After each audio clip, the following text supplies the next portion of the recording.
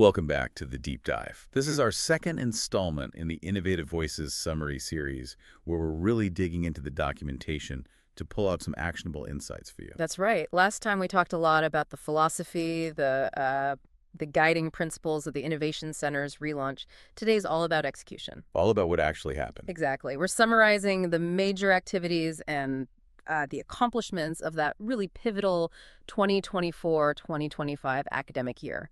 The year it all officially picked off in September 2024.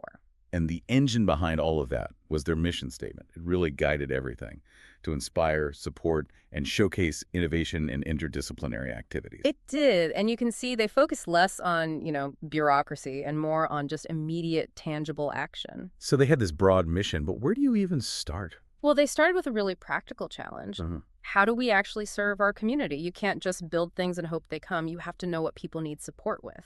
And the way they figured that out was, I think, brilliant because it was so simple, so high impact, but so low tech. Let's talk about the idea board. The idea board.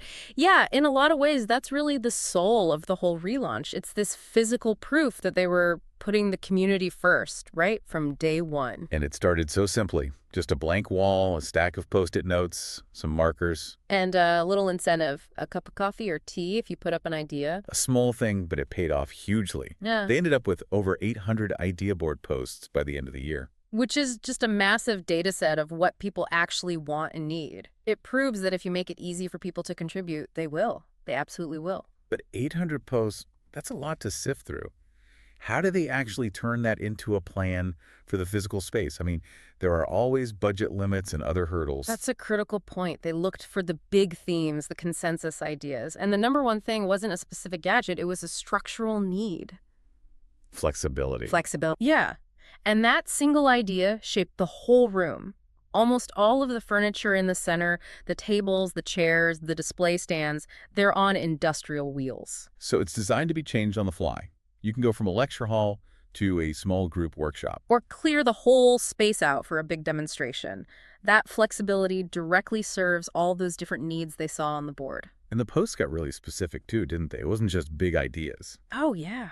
People asked for adjustable table lamps, a central charging station for all their devices, and even colorful RGB lighting to change the mood of the room. And the quote wall to capture inspirational ideas, they really listened to the details. They did, and it led to some really unique things, like they have a full arcade machine in the space. Which they didn't just buy, right? No, and this is the key part. It was built by students.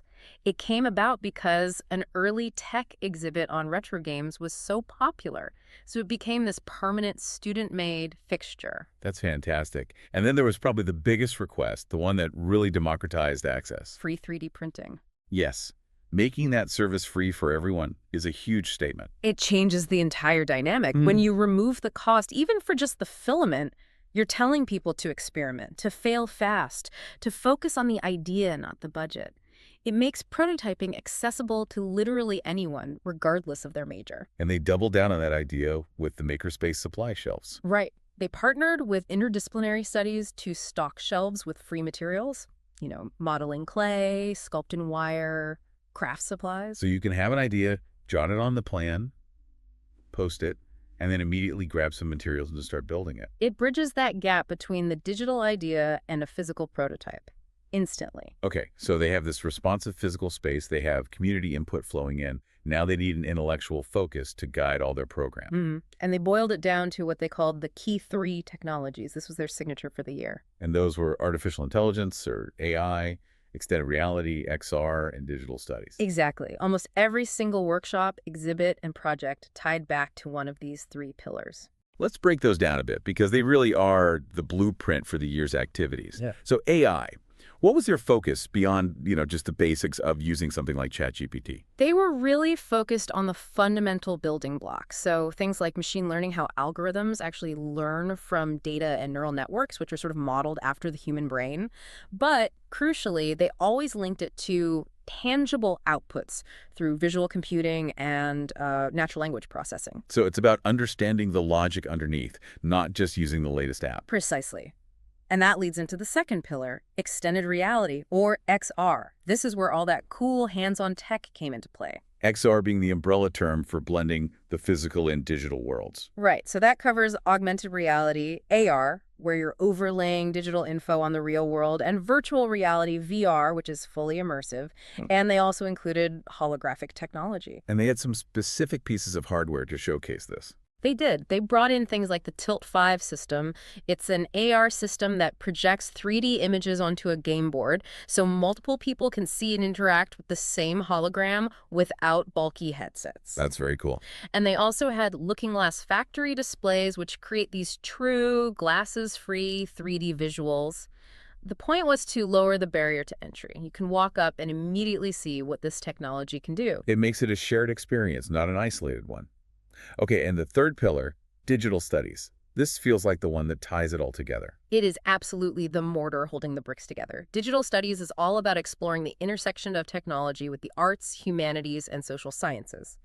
If AI and XR are the tools, digital studies explores the impact. And what were the main areas of focus within that? They centered on three things: creativity, so how digital tools are used in art and performance; methodology, which is using tech for data analysis and research; and most importantly, culture. The ethical and social impact. Yes. It forces you to ask, just because we can build this, should we? What are the consequences? It prevents you from developing these powerful tools in a vacuum. So that trio AI, XR, and digital studies gave them this really powerful framework, and the amount of activity they generated from it is, frankly, staggering. It really is. It shows the framework worked. The center hosted or supported over 70 events in that 1 year. Wow. Yeah. And that includes 17 events for the Spark Center, which is the campus hub for student research, and another 17 with other departments and libraries. That kind of collaboration shows the whole institution was buying in. And on top of those big events, they had 12 weekly technology exhibits to just keep curiosity high. And those rotated every single week, so there was always something new to see. Plus, they had accessible handouts so you could take the knowledge with you. But the real secret sauce, I think, was the open collaboration hours. Totally agree. This was intentionally unstructured time, no lectures, no agenda. It was just a time to drop in, talk with the staff, and actually get your hands on whatever that week's technology exhibit was. It fosters that spontaneous creativity you can't really plan for. Exactly. And the planned events show that interdisciplinary vision in action. I mean, on one hand, you have a very practical workshop for faculty on using AI for research. Helping them automate tasks, find new insights. Right. But then, on the complete other end of the spectrum, you have a presentation called Preserving Twin Savi. Which was about what? It brought together sociology, Latinx studies, and anthropology to discuss using digital tools to help preserve an indigenous language in its culture. It's a direct link from tech methodology to cultural heritage. It shows the technology is just the medium. And then you have events that were just pure fun and debate, like the Build a Time Capsule of Innovations panel. Where students voted on what advancements they thought were most critical for the future. And for the artistic side, there was the Art Meets Science workshop on scientific illustration, just a huge variety. And it wasn't just staff and faculty leading things. The students were clearly driving content, too. Absolutely. There was a student-led modern technology showcase that was a huge hit.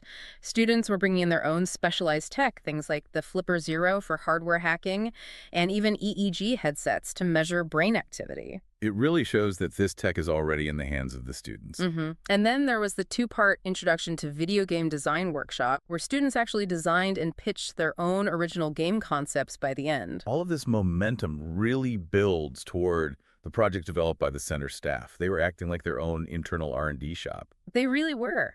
They used their own expertise in those three core areas to build some incredible tools. The ASL letter recognition software is a perfect example. Tell us about that. It's a webcam-based app that uses computer vision, a core AI skill, to recognize American Sign Language hand shapes for different letters, all in real time. It's a direct application of AI and linguistics for accessible design. That's fantastic. Another one that sounds really engaging was the interactive elemental sandbox simulation. That was a huge crowd pleaser. It's software where you can basically paint with different elements like water, sand, fire onto a screen, and these little particles all follow physics-inspired rules, so you get these wild, emergent behaviors. So it's a playful way to visualize concepts from physics, computer science, and even art. Precisely. And then there was the big one, the collaboration with the dance department. The one that put their software on a main stage. Yeah, a really cutting-edge fusion. They built software that analyzed a live video feed of dancers, specifically tracking color clusters on their costumes as they moved. And what did it do with that data? It generated music in real time based on their movements. The technology was literally a performer in the show. And that was used in the Fall Dance Adelphi performance. It happens this way once. So it went from the lab right onto the stage. It's the ultimate proof of concept. But beyond these internal projects, they also focused on external collaborations to really broaden their impact. One of the most important seems to be the one with makers making change. This is such a great partnership. It's about using the makerspace skills for direct social good. Volunteers use the center's 3D printers and tools to adapt toys and build assistive switches for people with disabilities. Using technology to directly improve lives in the community? Exactly. They also became a resource for the wider community by helping host Teen Hacks LI, which is Long Island's biggest student-run hackathon. And on the professional development side, they partnered with Podium Education. A huge win. That program, the Global Career Accelerator, connects students with real-world projects from companies like Intel and Netflix. It gives them practical, resume-building experience that you just can't get in a typical classroom. And they even provided some really niche training, right?